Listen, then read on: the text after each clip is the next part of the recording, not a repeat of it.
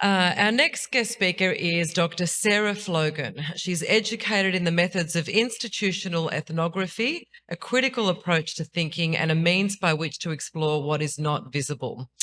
Her clinical background and subsequent educational and research interests arise from the fields of neurology and psychiatry. She joined the Canadian Nurses Association in 2019 to create a national framework and education about cannabis after cannabis legalization in Canada. Her presentation today is titled Telling the Story of Cannabis in Canada, Perceptions of a Plant. Please welcome Sarah virtually, where she joins us now from Canada. Hello, my name is Sarah Flogen. I'm a registered nurse from Canada, and I'm here to speak with you today about the Canadian National Nursing Framework and e-learning modules we created for non-medical cannabis.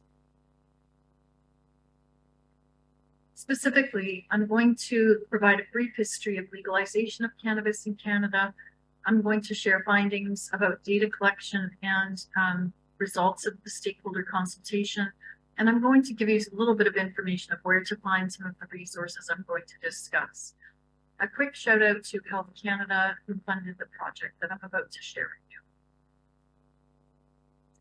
So this is a very busy slide about a timeline of cannabis from a long time ago, ancient use in 2700 before the Common Era, in which time cannabis is documented in some of the ancient medical texts, right through to where we reach the piece about Canada in 1908, where the federal government passes the Opium Act, right through the temperance movement. This is all part of the global temperance movement, right through until in Canada there were compassion clubs that advocated for use of cannabis with people with certain medical illnesses. And these led to court cases in Canada, which I'll call patients, won the court cases and were authorized to use cannabis for medical purposes. At that time, cannabis was only allowed for those medical purposes. And over time, that happened in 2001. And then in 2018, the government passed law making cannabis legal for certain age groups, 19 primarily across the country, and certain requirements, of course, such as you can't drive while using cannabis. There's still certain laws covering the substances, but in 2018, cannabis was made legal for medical and non-medical, which some call recreational purposes. This timeline is available within our framework, which is available on our website. One of the first steps that we did with looking at cannabis and the implications for nursing practice at this time, when cannabis was made legal, was national stakeholder consultations. So we went coast to coast to coast, from Halifax to British Columbia to the Northwest Territories, and spoke to nurses in 5 cities about their learning needs around cannabis, what was on their mind. One of the ways in which we did data collection was called What's on Your Plate. We gave a paper plate to nurses and asked them to write down for us what was on their mind about cannabis. And what we found is that that method worked really well. People really liked having something to write their own thoughts on.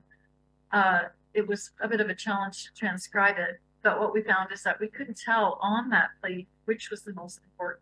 So we changed that up into what we call the bullseye methodology, and the smaller background pictures you can see there with the center, that was where this is the greatest learning need that the nurse had, and more peripheral out with what other ideas that they had. So we use principles of adult education, participatory research, and creative needs assessment to gather our data collection. What we found is that the learning needs were aligned with the Health Canada project principles, which we didn't set out for that, but this is what happened. Health Canada's project, the principles that were part of that project were that it needed to be evidence informed. And sure enough, nurses asked for evidence. They asked for risks and benefits. They asked for cannabis pharmacology. They wanted to know the endocannabinoid system. project principle is about that any products need to be non-stigmatizing, and nurses identified stigma within the profession towards those who use cannabis, including other nurses who use cannabis. The project principles asked for culturally safe products, and nurses identified approaches to care. The same with sex, gender, and trauma-informed. That fell under approaches to care. Nurses wanted trauma-informed care, culturally sensitive care, and harm reduction, which was the last principle of the project principle. One of the things that was also uncovered in the project were health beliefs. And throughout the project, in every setting, there were different health beliefs about cannabis, some which were myths, some which were peer-based, and others which were just really identified that there were learning needs that needed to happen. About a year later, with much content writing and collaborating with experts across the country, we launched our e-learning modules last May, and they're available on our learning management system.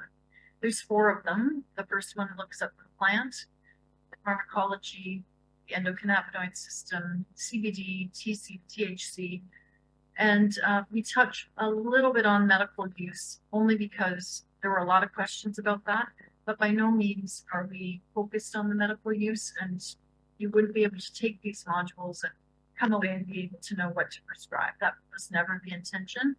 The intention really was to focus on the non-medical use.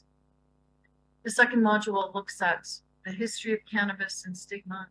The third module looks at nursing use of cannabis ourselves within the profession and what that might look like in the workplace and how to support nurses should problematic use come into play. Doesn't mean it will, but if it does. And we really take a non-punitive approach and more of a structural approach, like what are the stressors that the nurse needs help with. And then the fourth module is looking at cannabis in clinical practice. So we have a case study, and a man comes in, elderly man, and he's got tachycardia. The nurse recognizes that he uses cannabis at home. What kind of health teaching has to happen around cannabis and tachycardia? And the same, pregnancy and psychosis. We touch on those topics. All of our resources are available on the Canadian Nurses Association website. If you Google Canadian Nurses Association and cannabis, it should come up. It comes up every time for me. There's also a very cool endocannabinoid video on our YouTube channel. A Google search will help you find that.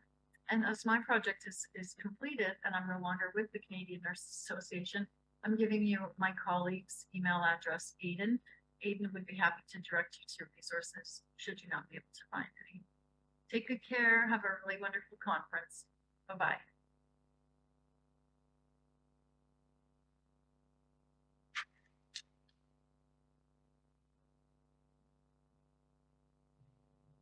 Wow, for the last 2 days, all I've been doing is panicking that we're not going to have enough time, and all of a sudden, time is opening up. So thank you very much to Sarah for that.